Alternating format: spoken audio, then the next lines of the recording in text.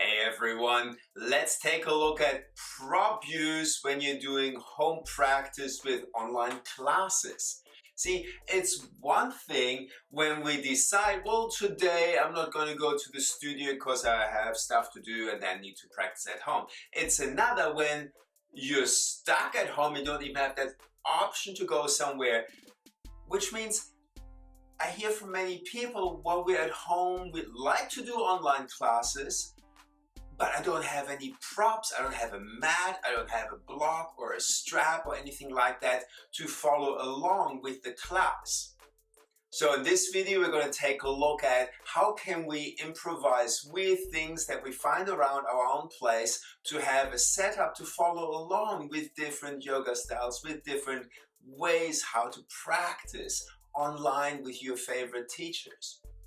Now, first of all, most people think about the yoga mat. If you don't have a yoga mat you can roll out, it's actually not such a big problem. Yoga mats are a fairly recent invention. Not everyone actually uses them. I'm like even using this floor here if I find it too hard for my knees or my feet or my ankles or something like that lying on my back. I can either use a pillow, I can use a towel that can, even on slippery floors, when you find yourself getting quite hot, you might even sweat a little bit, using a towel, please one towel rather than two, much easier. You can place that down, large bath towel, and that gives you more grip on your hands. If you have a carpet, similarly, you might find that gives you the grip as well.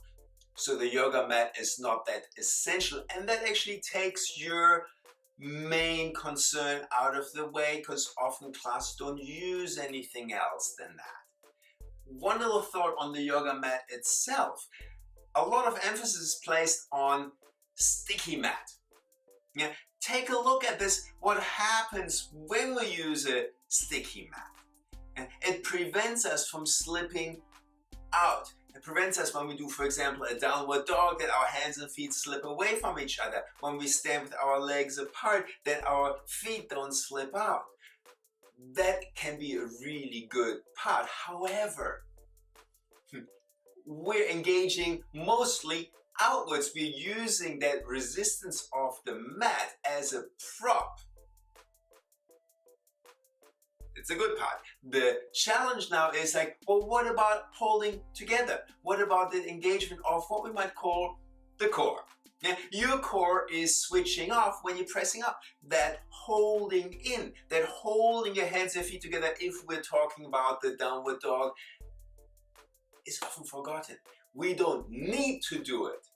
And if nobody prompts us, then we lose that natural tendency. So in this regard, my suggestion to you actually is, from time to time, or by necessity as in right now, ditch your mat. Use a less sticky ground that prompts you, that requires you to engage more strongly. All of a sudden you notice like, here's my core working. I'm getting a core workout just doing a downward dog. Your mat. Next, often what is used is a prop to sit on. Could be a block, that could be a blanket. Many of us have blankets around. It could be a blanket you toss over your bed. It could be a blanket you have lying around on your sofa. Or you might even have a more yoga style blanket, whatever fabric or color it is, it doesn't really matter. They can help you elevate your seat. So if I place this under my sitting bones, you can see I'm a little bit elevated now, which means my groin can relax, my knees can relax, which really helps for long-term sitting. It allows for a different curve in the spine. That's general prop use for elevating your buttocks. You might not need to go to the yoga studio or get something else. There are, again, towels around, there are cushions, blankets, whatever you might find. Or you use a block to sit on, to stand on, to use as a prop to place your hands or feet on it, or lie over it, sit on, depending on the practice that you do. Now, this is a soft foam block. You can use cork blocks. if you don't have that, what looks like it, and that's what I pulled out here before, is a book. Nice and thick.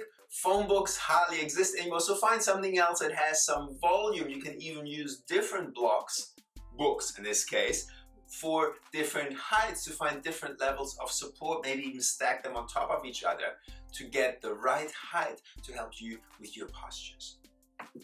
If you want something slightly higher, a storage canister from the kitchen. This one's empty, you might have some stuff in there. Leave it in there, gives a bit of weight, doesn't have to come out for your practice. Does it make sense?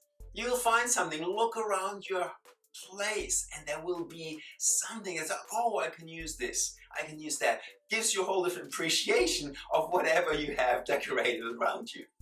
Now, another commonly used prop is a strap or belt.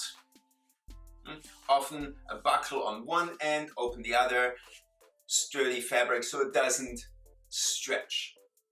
Now, if we don't have yoga straps, we can use an actual belt. Yeah, can still be closed up, we can still make loops of it, we can even close it up on one of the holes and we create even one or two together. If you don't have a belt like this, you can always use a belt from a bathrobe or something else you might have around. Similarly, you can tie knots in it, you can make loops in it that can go around toes, ankles, wherever, to hold that which your teacher explains you to place the belt around, right? Next one.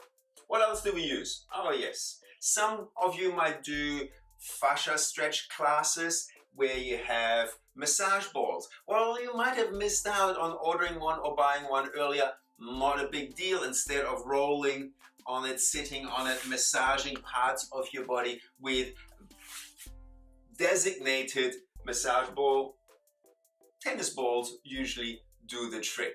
You might have something else that's round. I don't recommend eggs, they're really hard to clean up. Find something that is around your house, maybe even just a pair of socks that you really tightly roll up, stuff into each other, can be sufficient. Now, some of you also might go to places where you use weights or like to attend classes that are slightly weighted to increase your muscle use. Now, you might have weights like these. When you don't have them, but you want to work like that, here's a little empty jar. You can fill it with water. Make sure it's actually watertight. You can fill it with sand, with dirt, with pebbles, something that you have around the house that you find on your walk when you get to walk out of the house a little bit. Weigh it up, and then there is your few pounds of extra weight that helps you to strengthen your muscles when you hold it out, hold it together, whatever the practice is you're doing. Does it make sense? Yeah? Everything that you think you need a very specific prop for, that at this point might be stored in the yoga studio you don't have access to, you can improvise from what you find at home. Yeah? You want a block to place between your knees, for example, like bridge pose, to engage your inner thighs, to engage your core. What can we do? No block. The book keeps peeling the apart, doesn't hold, squishes too much. Yeah? What we can use instead would be here a towel. Fold it up, roll up the towel really tightly. And then, when it came prepared, you can place one or two or more rubber bands around that will hold it. Then you can actually squeeze that bundle, make it several if you want it bigger, to improvise your block that when it falls on your toes or it slips, you can't hurt yourself. Plenty to go around. I hope you have really enjoyable yoga classes, and let me know what you've improvised to create a prop for yourself. See you in the next video.